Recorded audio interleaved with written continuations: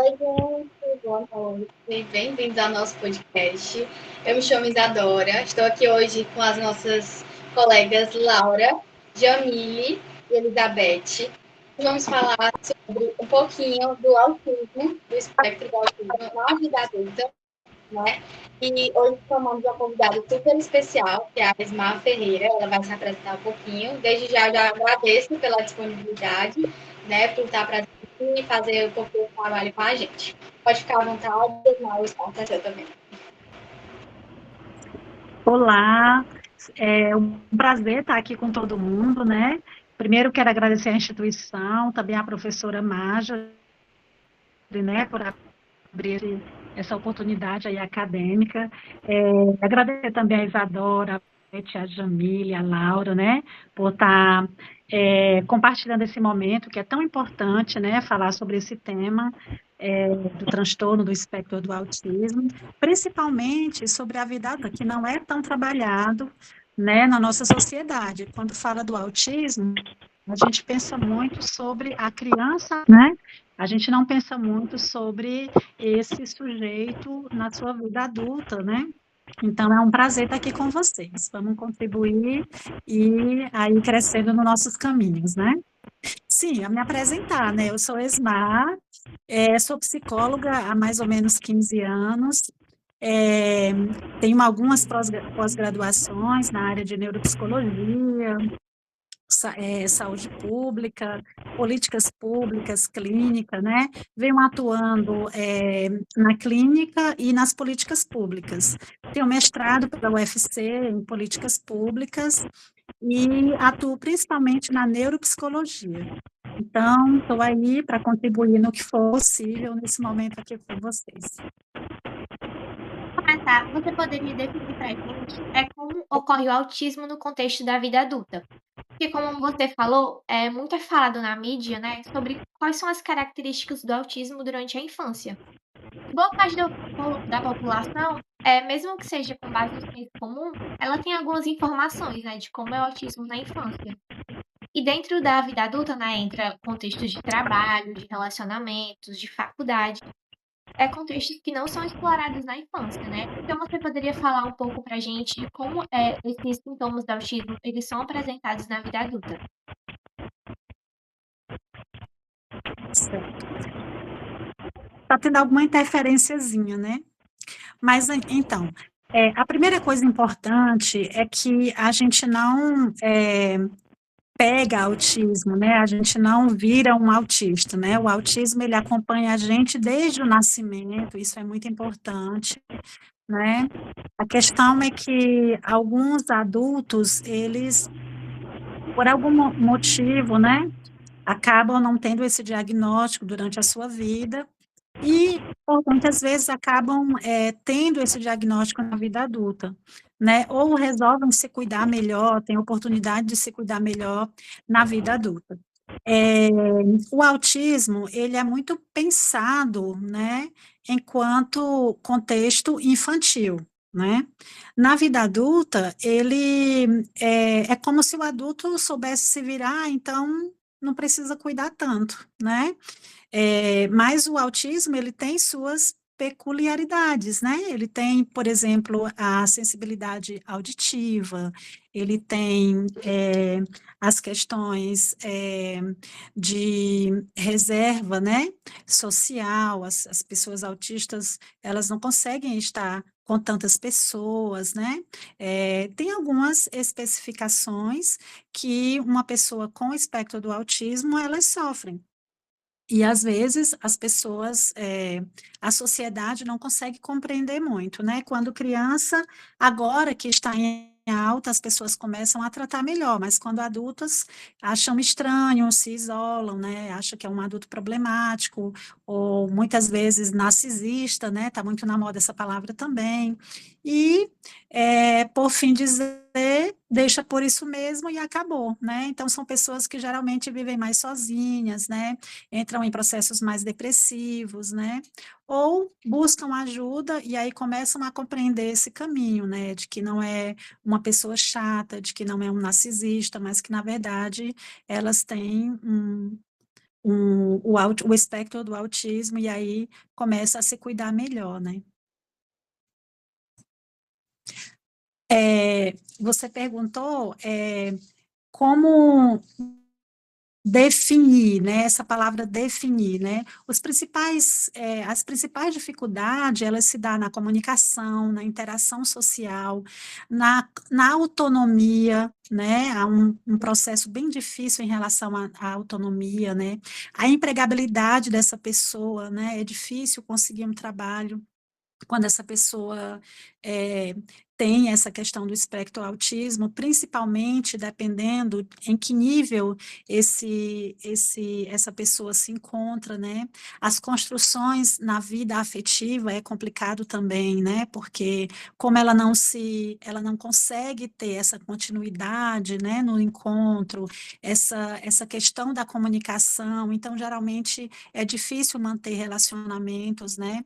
E principalmente no desenvolvimento de laços afetivos, né? Mas também, se ela tem um ambiente de apoio adequado, uma rede de apoio, ela também desenvolve suas habilidades, né? Se ela teve um apoio desde a sua infância, né, com suas terapias, né? Se ela foi uma adolescente, uma criança que teve um acompanhamento, ela tem também o lado positivo, né, de desenvolver suas habilidades, de conseguir achar os seus caminhos, né, de compreender as suas limitações e fazer dali os seus encontros, os seus processos a partir das suas terapias,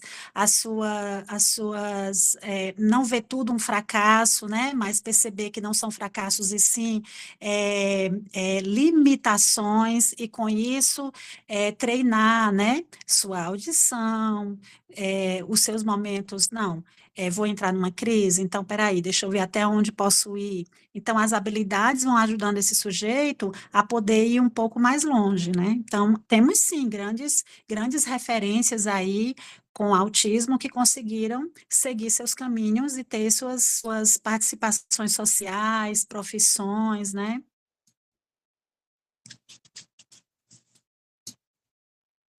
Podemos continuar. Então, agora eu queria falar um pouco sobre diagnóstico tardio. Quais sinais costumam levar um adulto a buscar um diagnóstico e como costuma ser esse processo de descoberta, que é algo, assim, eu vejo como algo assustador para alguns, mas que para outros pode ser um motivo de acolhimento. Então, eu queria que a gente conversasse um pouco sobre isso. Certo. Esse diagnóstico tardio que você fala é na vida adulta? Sim, na vida adulta. Certo. Então, como eu falei anteriormente, geralmente o que leva um adulto a procurar esse diagnóstico são algumas angústias, né? Assim, eu me sinto estranho, né? Por que que nunca dá certo as coisas para mim, né? Por que que eu não consigo levar um relacionamento adiante? Por que que a minha família sempre me vê como alguém estranho? Por que que eu sempre me meto nas mesmas confusões de sempre? Ou por que que os meus amigos nunca conseguem ficar junto comigo, não levam as minhas amizades adiante, né? É, então, a gente vai vendo que essa, essa busca por um diagnóstico, né, são sempre por questões que impactam a vida do sujeito, né? E aí ele quer compreender a sua história, né? Entender por que que ele se sente tão diferente. Às vezes, muitas críticas, né, que a sociedade joga, muita pressão que a sociedade joga sobre ele, né? E aí ele acaba, geralmente são agora, né, que estão com essas classificações, né? Geralmente são tipo 1, né? Que agora nem se fala mais tão assim, mas enfim, vamos seguir o que estão dizendo. Geralmente o tipo 1 que não precisa de tanto apoio, né? São pessoas que conseguem ainda trabalhar, ter certa, né? Mas que não está dentro desse normal, desse né? Então, essas pessoas, elas se sentem, elas conseguem fazer as coisas, mas elas não se sentem como todo mundo. Então, levam muita crítica, né? São muito estereotipados, são tidos como problemáticos. Então, elas carregam certas angústias. E aí, tu parece que é autista, tu vive isolado, tu vive. E aí, elas levam isso por tanto tempo da vida, pela infância, pela adolescência inteira, né? Pela juventude, que elas acabam, em algum momento da vida, pensando, rapaz, eu acho que eu tenho alguma coisa mesmo, né? E aí acabam, em algum momento, procurando a ajuda de um profissional. E como se dá isso, né? Você perguntou assim, como que é feito, pelo que eu entendi, assim, como é que é feito um diagnóstico? O autismo, ele não tem um exame para saber se é autista. A forma de diagnóstico para um autismo é observatória, né? Então, o psiquiatra, o neurologista, né? Ou o psicólogo que vai estar acompanhando, ou o fono, eles vão fazer exames para descarte de outras coisas, né? O exame de audição, para ver se não tem algum problema auditivo, né? Aí a gente vai tirar o descarte de problemas auditivos, né? Os exames neurológicos para descartar problemas neurológicos, né? Então, o diagnóstico para o autismo, não existe um exame para ver se é autista ou não, eles são sempre observatórios, né? Então, vai se fazer algumas testes, né? Quando criança, vai colocar a criança para brincar, para entender, né? O olhar, se segura o olhar. Quando adulto, que já sabe falar mais sobre algumas coisas, história de vida, né? A gente vai criar um contexto ali, junto com essa pessoa. Algumas sessões, isso não é feito em uma sessão, né? Não é uma coisa mágica, são encontros terapêuticos, encontros onde o profissional vai criar vínculo e é, encontros observatórios, né, investigativos junto com ele, para que se chegue a um ponto onde seja percebida a história de vida dessa pessoa. E juntos, né, é que se chega a esse diagnóstico. Quem dá esse diagnóstico? Esse diagnóstico é dado por um psiquiatra, por um neuro, né, que eles irão estar junto com alguns processos investigatórios, fechando, para que essa pessoa possa ter a certeza, né, de que tem esse espectro do autismo, né. Hoje, chamado espectro do autismo, né, por uma questão de, principalmente, estereotipias, repetições, né? Não existe autismo por isso ou por aquilo. Para ser autismo, precisa ter algumas coisas características, né?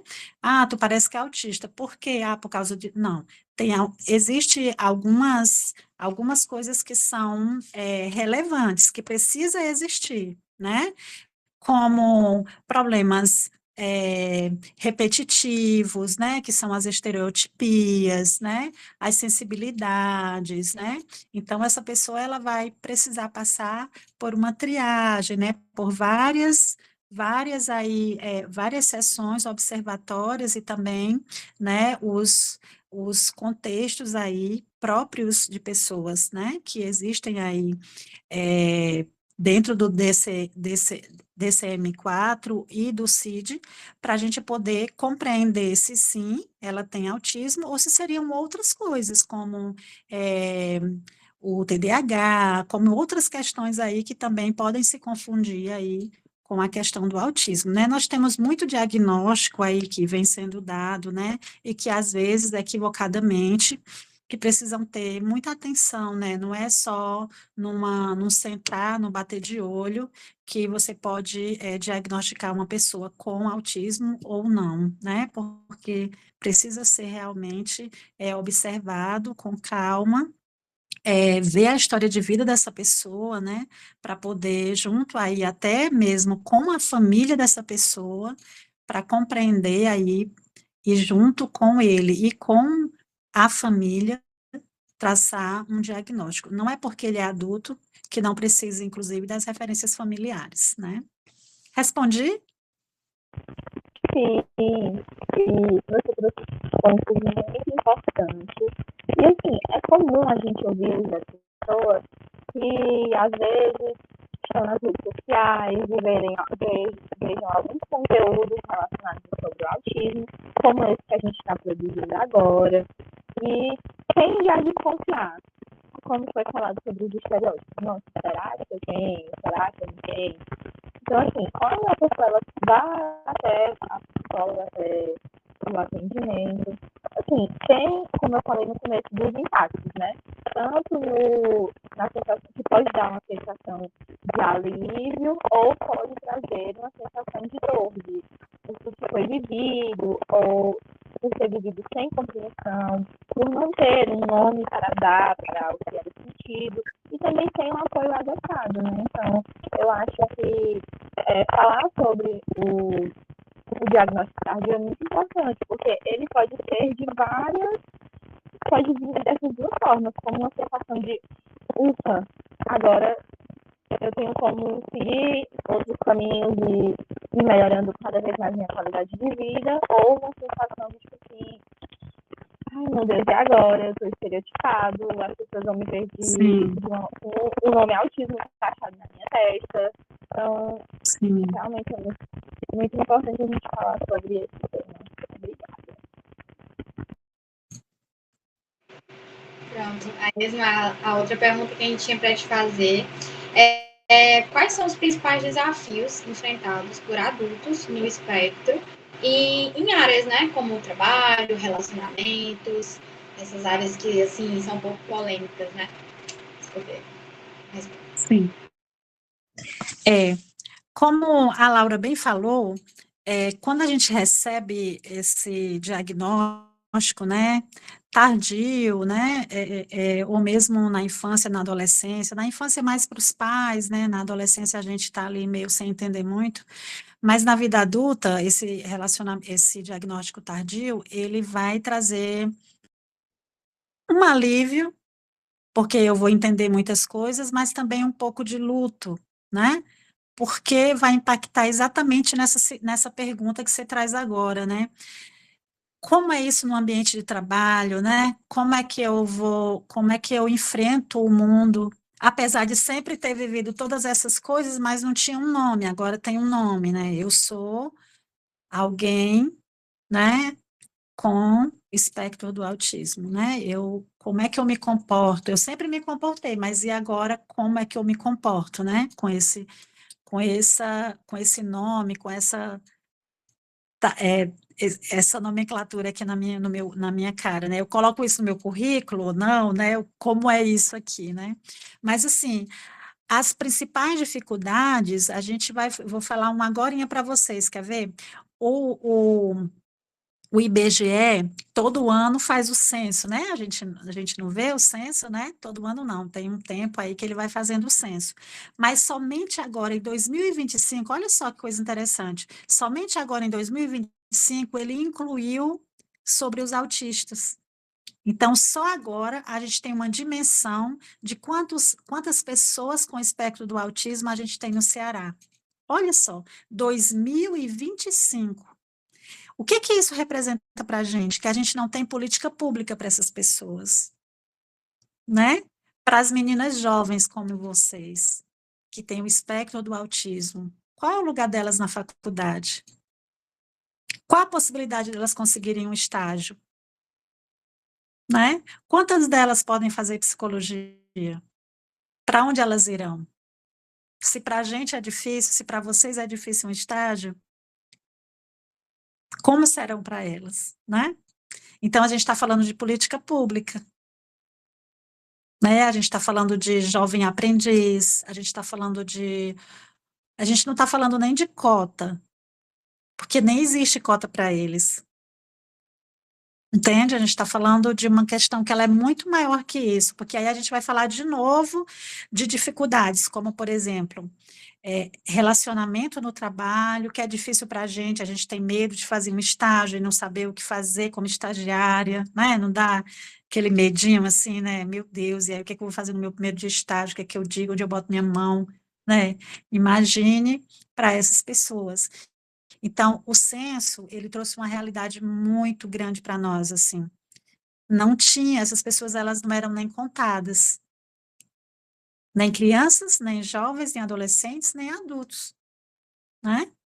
Então, a gente vai pensar assim, essa pergunta é interessante, né? Aonde essas pessoas estavam? Onde elas trabalhavam? Porque a criança cresce, ela não é um bebê reborn, né? Ela cresce, ela come, ela cresce, ela vira adolescente, ela, ou ela não, ou ela fica lá paralisada. Não, é bebê reborn, ele apareceu meio agora, assim, né? Agora não, já faz um tempo, mas agora que está em alta. Mas o adulto cresce, a criança cresceu, ele já é adulto, ele já tem idoso autista já, né? E cadê a política pública para essas pessoas, né? Que bom poder estar falando isso aqui com vocês, mas é uma coisa que a universidade não falava, né? Pela urgência das situações, né? Nós estamos falando, mas em 2020 e pouco, já que, né, nós estamos, o censo está fazendo agora. Então, assim, que bom falar sobre isso, mas as dificuldades são as mesmas que nós falamos anteriormente. Relacionamento, dificuldade de comunicação, interação social no trabalho, uma questão da sensibilidade auditiva. E tem uma outra coisa que é muito importante. No espectro do autismo, eles têm muita dificuldade de interpretação, porque eles trabalham muito eles trabalham muito ali no concreto, entende? Então, eles têm muita dificuldade de interpretação. Essa é uma condição cerebral, né? Então, essas nuances sociais, assim, que existem no trabalho, aquelas coisinhas, assim, do relacionamento, do duplo sentido, aquelas, sabe? É difícil para eles. Então, aí vai entrar o estigma, aí vai entrar o preconceito, aí vai entrar a empatia, aí vai entrar várias questões que existem não só no ambiente de trabalho, mas nos relacionamentos, né? E aí entra a grande questão, assim, que vem da política pública. Nós não estamos preparados para o diferente. Nós estamos conversando sobre ele agora, né? Mas nós não estamos preparados para o diferente. Nós não estamos preparados para ter uma pessoa no caixa diferente da gente. A gente vai ficar bravo se ele demorar, né? A gente vai ficar bravo com o moço lá empacotando as nossas coisas e a gente ir demorando.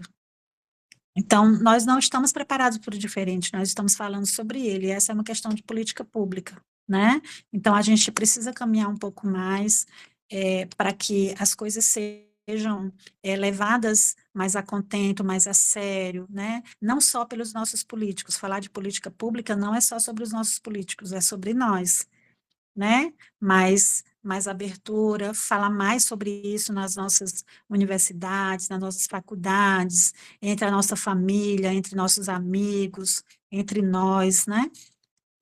Isso é falar de política pública. Então, mas assim, eu estou muito feliz por estar aqui, porque aqui já é um começo, né? A Jamília, a Laura, a Beth, a Isadora, aqui já é o começo, a professora Marjorie aqui já é um começo de uma inovação de um campo que está se abrindo, né? É importante a faculdade de psicologia estar dando esse pontapé, porque tem muito lugar que não fala sobre isso, que deveria estar falando, né? E que bom, serão profissionais jovens que vai estar no campo fazendo a coisa acontecer, né? Então, assim, acho que para que esse contexto mude, nós que não somos autistas precisamos mudar para que eles recebam o que precisam receber, sabe? Mudança social, né? E que a justiça, quando eu falo de justiça, não é, oh, meu Deus, uma luta social, tal. Não, é coisa simples, para que a gente esteja preparado para recebê-los no mercado de trabalho. Tudo começa assim, não vai começar de grandes coisas, vai começar a gente recebendo também, né? Porque é muito difícil eles sozinhos.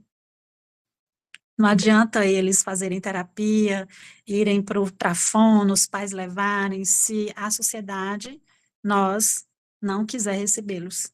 E nós não queremos recebê-los. A gente não quer gente dando trabalho, ainda não. A gente, por enquanto, está falando, né? A gente fala que quer, a gente tem um discurso, mas a verdade é que a gente precisa querer mais, mais prática do que esse discurso. Mas que bom que nós estamos, pelo menos, tendo discurso, porque antes nem discurso tinha. Então, que bom que a gente está. Pois não. Alguém levantou. Ah, Isabela levantou. Não, só Isadora. para assim mesmo no nosso assunto, né? Que a gente vê também nas empresas, né? Muitos de nós aqui, acredito que a maioria trabalha, principalmente no meio corporativo. Então a gente vê muito esse tabu de que começa lá de cima, né?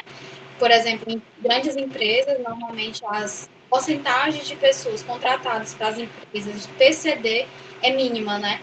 Tipo, por exemplo, grandes empresas, 5% tem que ser vagas PCD, 90 e tantos por cento vagas normais, entre aspas, né? Então a gente já percebe aí a discrepância e a estereotipação dessas pessoas desde o início, né? Desde ali do processo seletivo, que já é um pouco diferente. Vem também desde o princípio mesmo. O processo seletivo com essas pessoas vai ser diferente. Os requisitos para essa pessoa entrar no meio corporativo já é diferente. A maioria das vagas no mercado de trabalho hoje em dia são vagas mais simples, são vagas que não precisam de tantas qualificações, mas por que não precisam de tais qualificações, não é isso? Sendo que essas qualificações são passíveis de serem feitas tão quão outras pessoas fariam, né? Então a gente percebe essa discrepância já no meu dessa forma, né? E também outras questões, né? E a empresa muitas vezes não é preparada, né? Tanto no âmbito psicológico quanto no âmbito estrutural, principalmente no estrutural, porque você vê aí muitos centros de RH com muitas propostas, muitas ações, mas quando você realmente entra no meio corporativo, você percebe que aquelas ações não são de fato efetivas, né?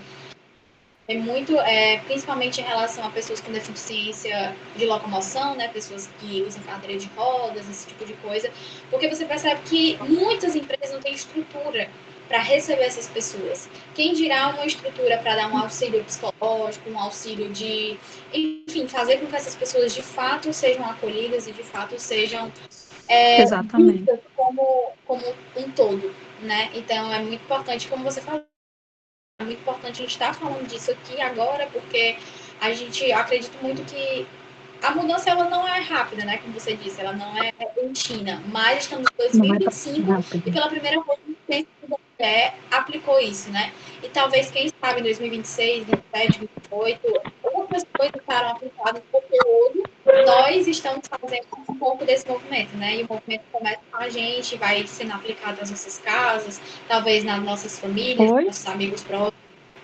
Tá escutando? Acho que travou, não? Deu certo?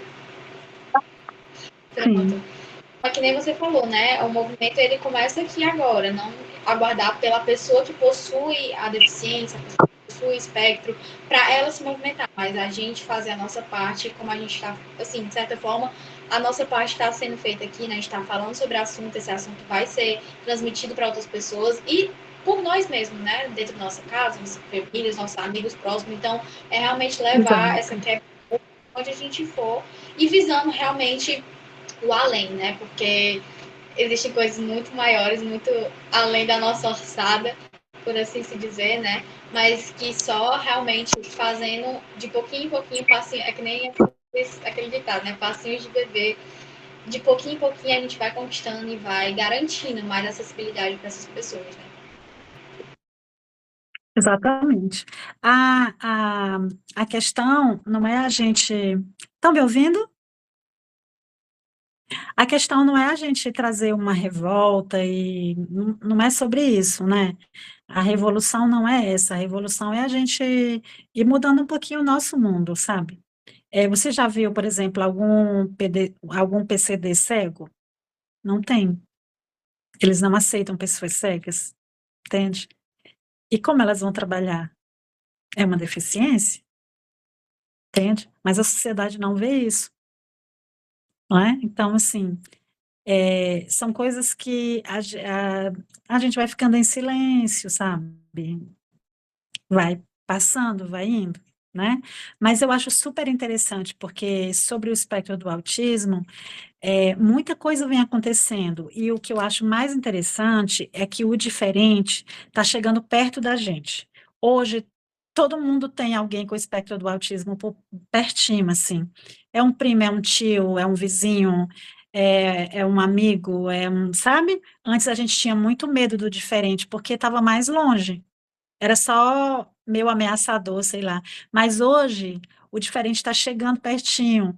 E isso é bom, porque quando chega pertinho, a gente ama. É alguém que a gente ama, sabe? Quando não é ninguém que a gente ama, a gente está meio, é mesmo, coitadinho. Mas quando é alguém que a gente ama, é diferente, porque aí é o amor da nossa vida. Entende? Aí a gente vê com outros olhos. Não era para ser bem assim, mas já que é, pelo menos a gente está hoje conseguindo ver com outros olhos as coisas diferentes, entende? Então, tá virando coisas mais, menos chatas de falar, sabe? Tá virando assim, falar sobre pessoas, por exemplo, trans, sobre autismo, sobre, sabe, tá virando assuntos mais sérios, mais delicados, sabe? Tá ficando mais feliz falar sobre isso, porque a gente tem alguém que a gente ama, sabe? Então, a gente está conseguindo falar sobre essas coisas de uma forma mais humanizada, sobre um processo mais delicado, e aí a gente está conseguindo ser mais humano em relação a isso. Ainda não tão, mas quase lá. E a gente está de parabéns, né? Eu estou muito assim, tá falando sobre isso aqui com vocês, principalmente de um público, sobre a criança eu já estaria, mas sobre um público que não é tão falado, que é, né? Então, eu me sinto bem contente em estar nessa roda aqui de conversa com vocês. Alguma pergunta a mais, meninas? Vou fazer a última. Você poderia falar agora um pouco para a gente Pois não. como é esse tratamento de psicoterapia? Quais são as intervenções que são feitas? Como é que funciona esse tratamento? Certo. O tratamento de psicoterapia, assim, cada psicólogo tem sua abordagem, tem seu jeito de fazer o tratamento, né? Eu, Esma, trabalho pontos saudáveis no meu paciente. Como assim, Esma?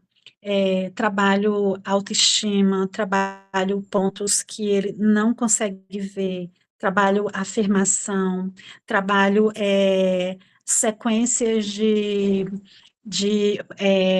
atividades, passo atividades para ele, de coisas que ele não consegue ver, por exemplo, coisas alcançadas na semana que ele não consegue ver, ele vê muitos fracassos, ele vê muitos pontos negativos do que foi acontecido no dia, né, com a família, porque ele tem um hiperfoco, sempre traz um hiperfoco do que foi vivido, e ele fica muito mal com esse lance do hiperfoco, ele entra numa rigidez cognitiva muito grande em relação às coisas que não foram como ele gostaria durante, geralmente, a semana dele, e aí ele fica hiperfocado nisso. Então, geralmente, vem com uma carga muito grande negativa, né? Geralmente não tem amigos, só tem o eixo familiar. Então, chega com uma energia muito carregada, muito sugado, né? E aí, aqui, o meu grande o leque de confiança, né? Eu já tenho pessoas que eu atendo há algum tempo, né?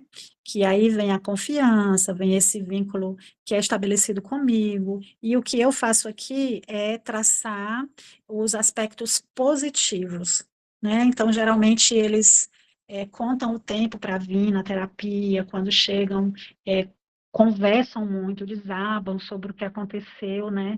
E aí eu trago os aspectos positivos e faço com que a gente liste coisas onde ele consiga perceber que ele não foi um fracasso, mas que foi.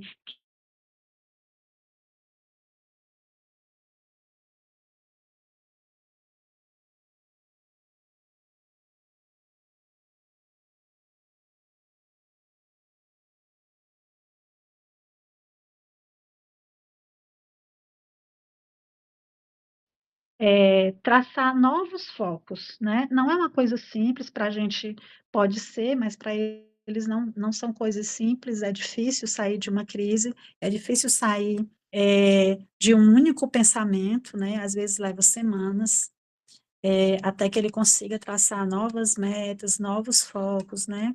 Então, o maior desafio no que eu tenho aqui e na minha forma de trabalhar é esse, trazer os aspectos saudáveis que existe nele enquanto ser humano, né, para trazer vida, qualidade de vida para essa pessoa. O foco, para mim, não só nas pessoas que têm espectro do autismo, é sempre focar nos aspectos saudáveis que nós temos em nós, né, porque a diferença da gente para eles é tão pouco, sabe? Nós também temos nossos hiperfoco, nós também entramos em rigidez cognitiva, nós também, sabe? É que às vezes a gente olha para eles como se nós fôssemos diferentes, mas em quê, né? É que existe um diagnóstico neles, né? Mas a gente também tem nossas rigidez, às vezes a gente bate tanta cabeça, vai lá e teima de novo, vai lá e faz de novo, né? E aí a gente esquece dos nossos pontos positivos, dos nossos aspectos, da nossa esperança, dos nossos aspectos saudáveis, e eu acho que é isso que a gente tem que voltar. Qual é o foco, onde eu estou, onde eu me perdi, e é isso que eu tento fazer neles. Claro, olhando para as questões próprias deles, né? Existem fatores cerebrais, a gente tem que olhar para tudo dentro do que é, dentro do que é referência neles, assim. Existem questões cerebrais que devem ser respeitadas, existem as limitações, né? Por isso eles procuram um profissional. Mas não olhar para eles como autista, olhar para eles como seres humanos, né? E que no tempo deles, eles vão sim conseguir sair daquele momento. É isso que eu acho que é importante. E, Esmar, eu queria muito agradecer pela sua presença e por compartilhar tanto com a gente seus conhecimentos, toda a sua bagagem. Foi uma conversa muito acolhedora, sensível e com certeza vai tocar todo mundo que assistir. É isso, eu queria realmente agradecer muito. E finalizando, se você gostou desse episódio, segue o nosso Instagram, Psicocast. Essa semana a gente está fazendo post todos os dias sobre o autismo na vida adulta. E se você quiser compartilhar com alguém que você acha que possa se identificar com o tema, manda para a gente as perguntas lá no nosso Instagram, que a gente vai tentar responder, talvez, num próximo episódio. É isso, gente. Obrigada. Eu quero deixar só um abraço para vocês, agradecer esse momento, né? E deixar uma frasezinha do um grande pedagogo chamado Paulo Freire. Ele fala que o caminho a gente aprende caminhando, né? Então, vocês estão num bom caminho. Eu espero que vocês sejam ótimas psicólogas. É uma profissão cheia de muita aventura, mas é maravilhoso poder estar na vida das pessoas, ajudar, né? Eu adoro ser psicóloga, eu espero que vocês também se encontrem nessa profissão.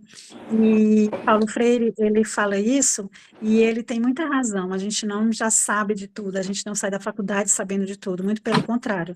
A gente vai aprendendo, olhando para o caminho e dando os passinhos nele. Parabéns, meninas. Vamos juntas caminhando e aprendendo. Muito obrigada por tudo. Um abraço em todas. Muito obrigada. Eu vou finalizar a gravação. É isso. Deu tudo certo. Valeu. Viu? Vou tirar um printzinho aqui. Jamile, quiser ligar a câmera.